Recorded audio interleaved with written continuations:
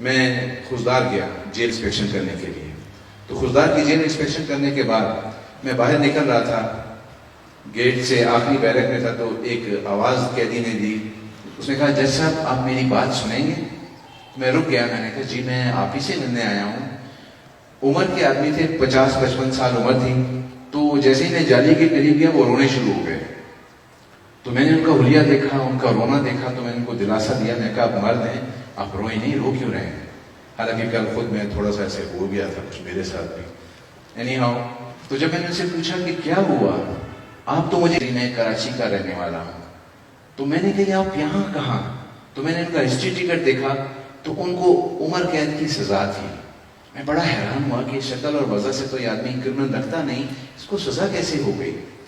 جب میں نے جیل کا ریکارڈ وہاں سے قریبی ساتھ میرے اسٹاف تھا, تو میں نے کہا کس میں قید ہوئے؟ انہوں نے کہا ان کو 9C کی سزا ہوئی ہے. تو میں بڑا حیران ہوا. میں نے کہا آپ نارکوٹکس کا کام کریں گے تو سزا تو ہوگی. ان کا رونا بند ہی نہ ہوا. تو انہوں نے کہا آپ میری بات سنیں گے؟ میں نے کہا بالکل آپ بات کیجیے. انہوں نے کہا جی میری ایک بھتیجی تھی, ان کی ہم نے کوئٹہ میں شادی کی تھی. میں نے کہا ٹھیک. انہوں نے کہا 1 سال شادی چلی, 1 سال کے بعد ڈیورس ہو گیا, نباہ نہیں ہوا. تو بھتیجی کو میں کراچی لے آیا. ہم نے کوئٹہ کی فیملی کورٹ میں ان کا سوٹ فائل کیا ڈوری آرٹیکلس کے ریٹرن کا. تو وہ سوٹ ڈگری ہو گیا. تو میں اس کا اٹارنی لے کے کوئٹہ آیا. میں نے ایگزیکیوشن فائل کیا, اجرا کی عدالت نے مجھے سامان مہیا کر دیا, ناظر نے سامان لسٹ بنا دی, جیس کا سامان تھا بچی کا جیسے ہوتا ہے. تو میں نے اڈے سے جا کے ٹرک انگیج کیا, ٹرک والے سے بات کی, کرایہ طے کیا, ٹرک والا ٹرک لے کے آیا. اگلے دن طے ہو گیا کہ صبح نکلنا ہے. صبح ٹرک والا آیا, اس کو اس کی جو ادائیگی کرنی تھی وہ کی, ٹرک میں سامان ڈالا, اور میں ڈرائیور کے ساتھ بیٹھ کے کراچی روانہ ہو گیا.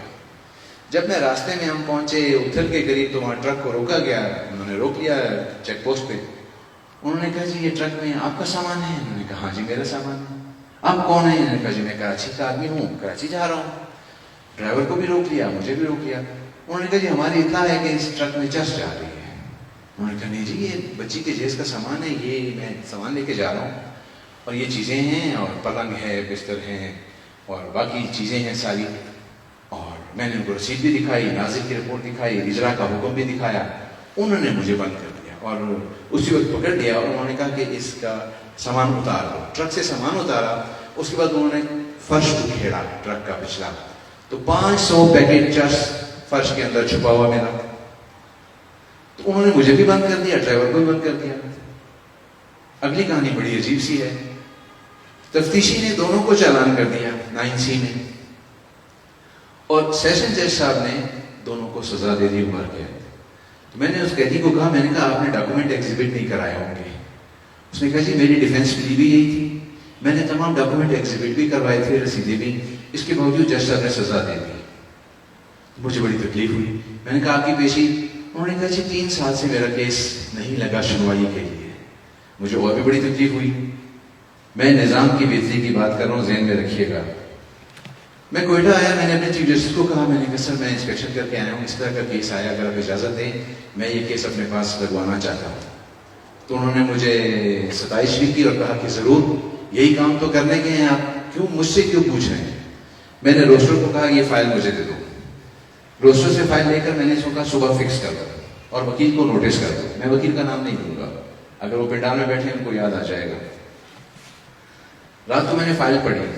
آپ یقین کیجئے ہر ڈاکومنٹ اور ہر ثبوت اس کے اندر موجود تھا اس کی بے گناہی کا. مجھے بڑی تکلیف ہوئی کہ میرے اس سیشن جج نے اس کو عمر قید کی سزا کیسے دی, اور 3 سال سے تو یہ اپیل ہائی کورٹ میں چلا نہیں پا رہا. تو جب میں نے آرڈر شیٹیں دیکھی تو وکیل صاحب کی بار بار غیر حاضری پائی. مجھے اور بھی تکلیف ہوئی کہ وکیل صاحب نے غیر ذمہ داری کا مظاہرہ کیوں کیا. میں نے اگلے دن پیشی رکھی, وکیل صاحب نہیں آئے. نوٹس تعمیر کیا, وکیل صاحب نہیں آئے.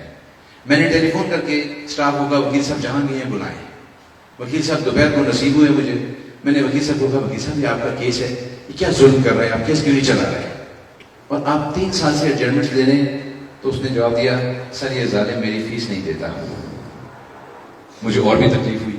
میں نے کہا یہ میں آپ کو موقع دے رہا ہوں, صبح 9:30 بجے میری عدالت میں اس کیس کو پیروی کریں, آپ فائل پڑھ کے آ جائیں. صبح 9:30 بجے وکیل صاحب آئے. آپ یقین کریں میں جھوٹ نہ کہتا ہوں نہ کہوں گا, وکیل صاحب نے صبح بھی فائل نہیں پڑھی تھی. میں نے 5 منٹ میں اس کو بری کر دیا. اب اس ایک کہانی میں بہت سارے سوال ہیں، بہت سارے کردار ہیں، کس نے کہاں ٹھیک ہونا ہے، میری کیا ذمہ داری ہے، آپ کی کیا ذمہ داری ہے۔ میں تو قسم کھا رہا ہوں کہ میں اپنی ذمہ داری پوری کروں گا، چاہے مجھے اس کے لیے کتنے ہی کڑوے گھونٹ کیوں نہ کرنے پڑ جائیں۔ آپ بتائیے، آپ ذمہ داری دیں گے؟